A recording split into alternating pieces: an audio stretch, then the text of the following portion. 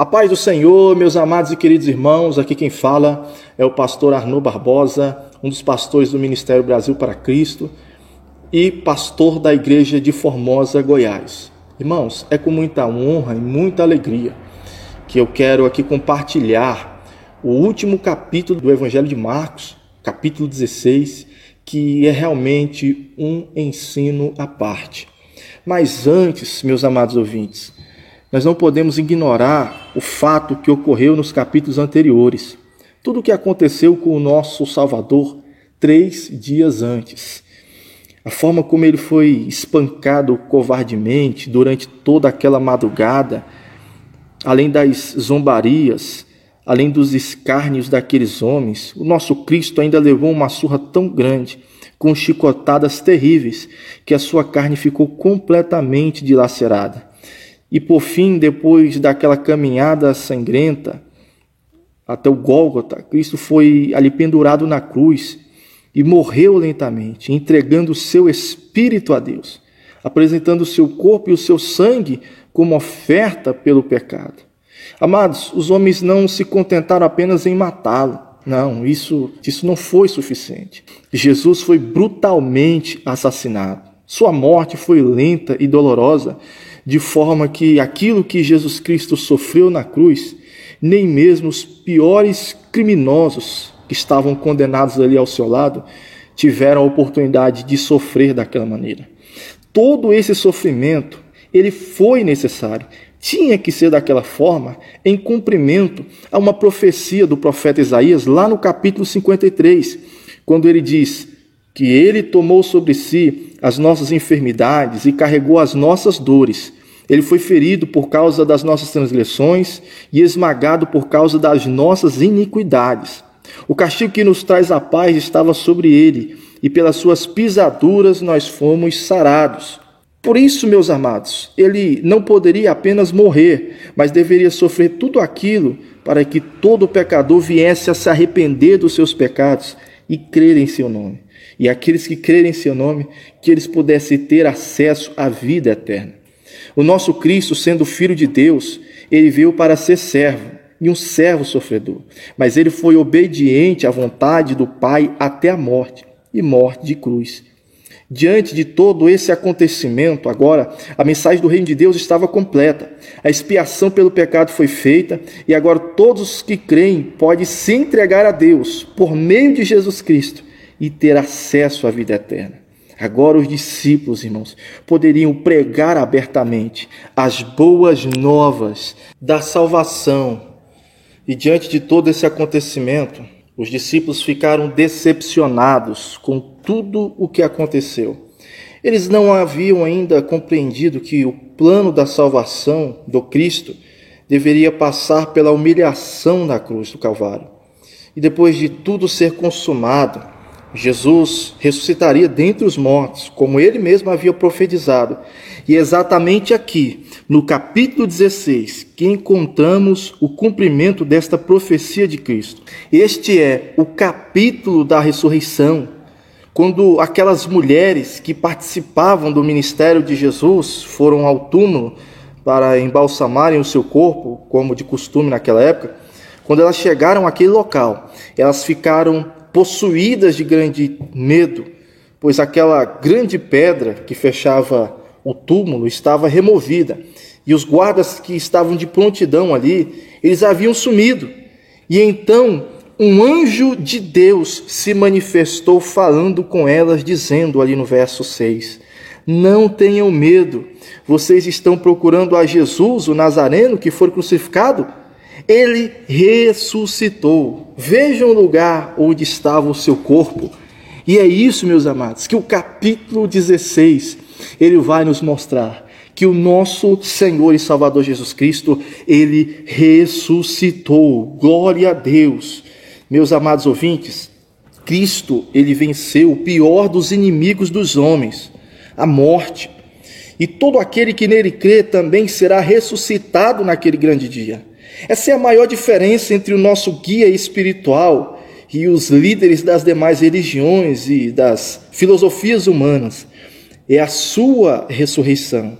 Somente ele, Jesus, foi capaz de vencer a morte. Somente Cristo ressuscitou.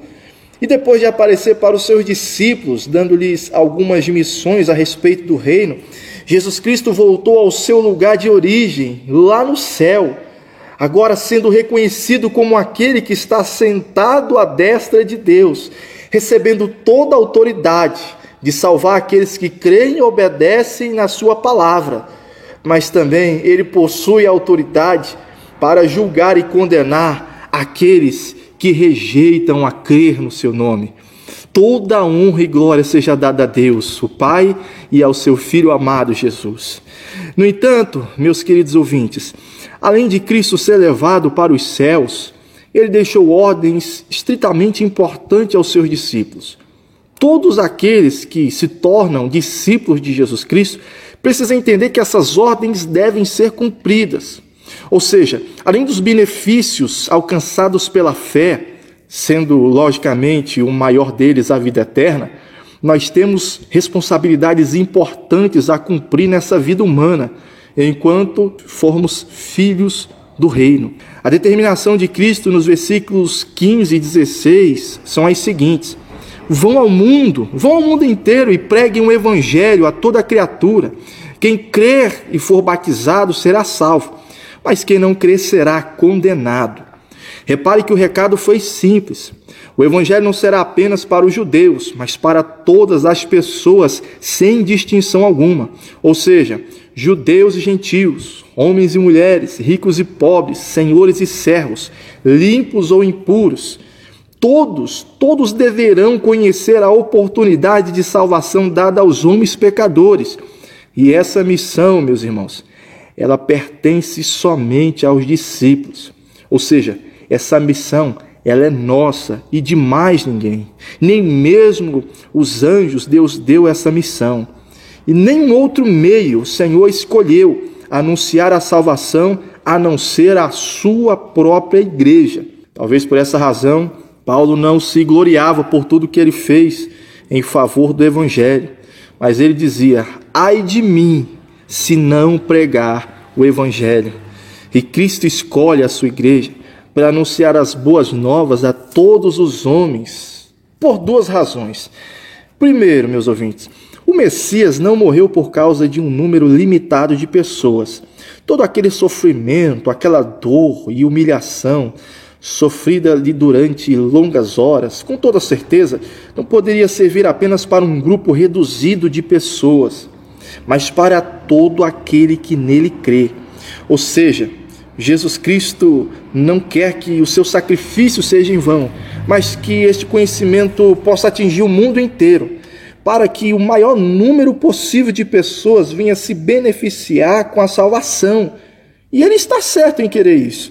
Afinal, se foi Cristo que sofreu por todos nós, ele não pode aceitar que somente alguns possam se beneficiar de tudo aquilo que ele pagou, de todo aquele sofrimento o qual ele teve na cruz do Calvário. Então, meus irmãos, não tem outro caminho. Cabe a nós anunciar a palavra de Deus.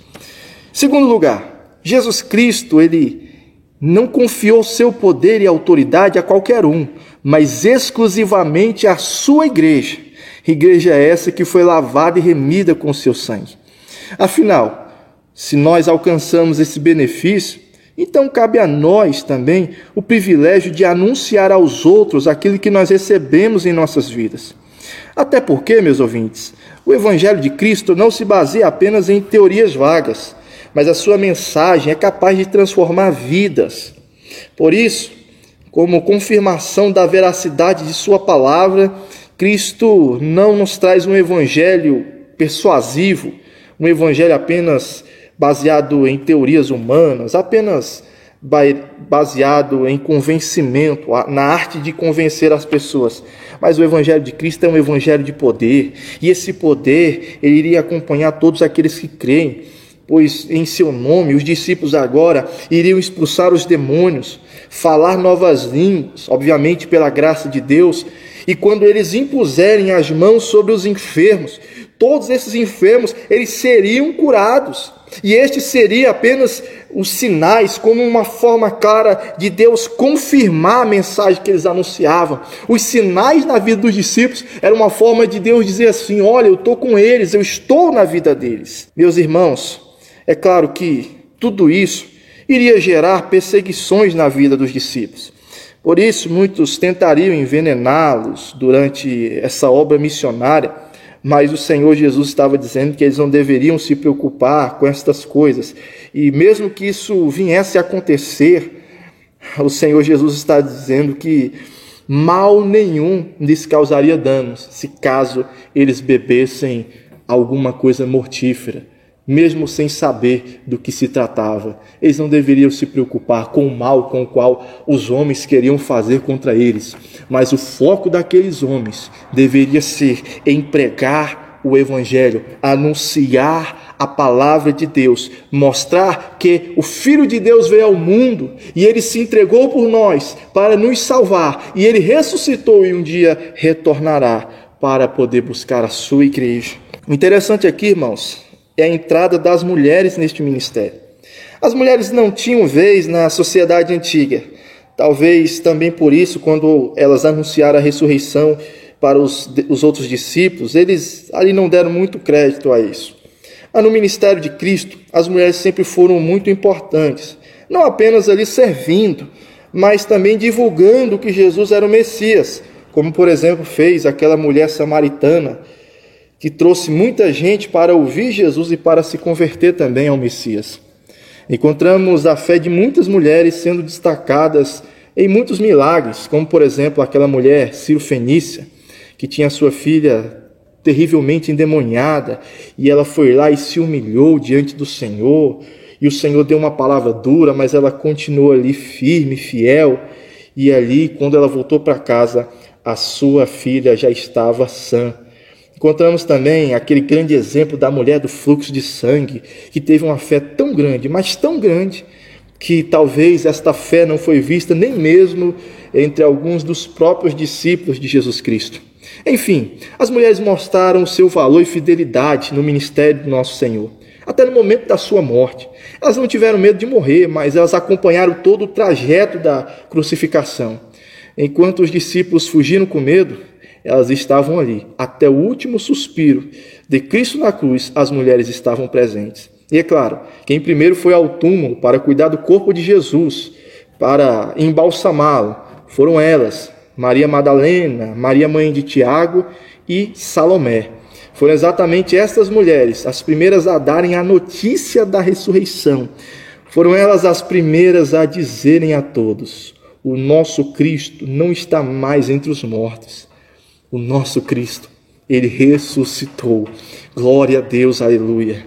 Diante destes fatos, meus amados ouvintes, nós podemos fazer a seguinte pergunta: por que as mulheres não poderiam participar de um ministério tão valioso, um privilégio tão grande, que é anunciar o evangelho da salvação?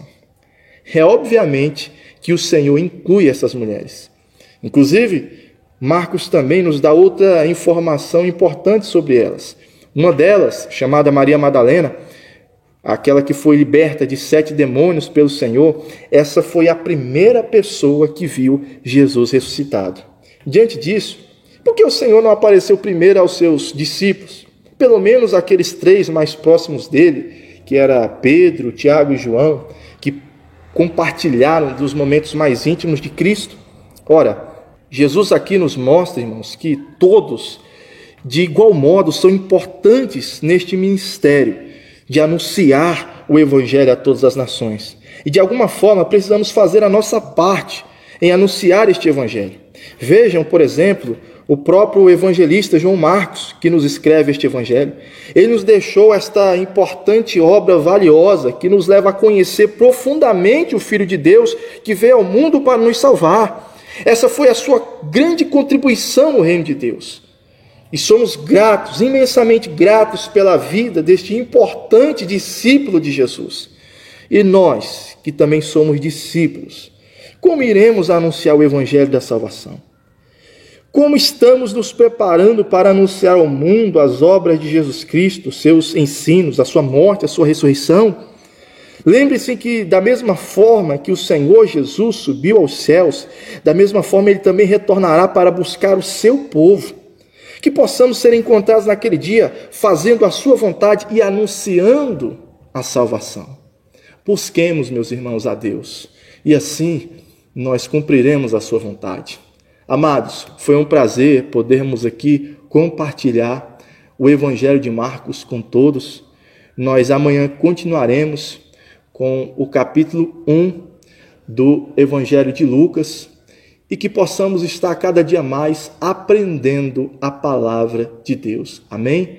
Fique com Deus, fique com o Senhor e vamos aguardar os próximos áudios e ouvir os próximos pastores em nome de Jesus. Deus vos abençoe em nome de Jesus.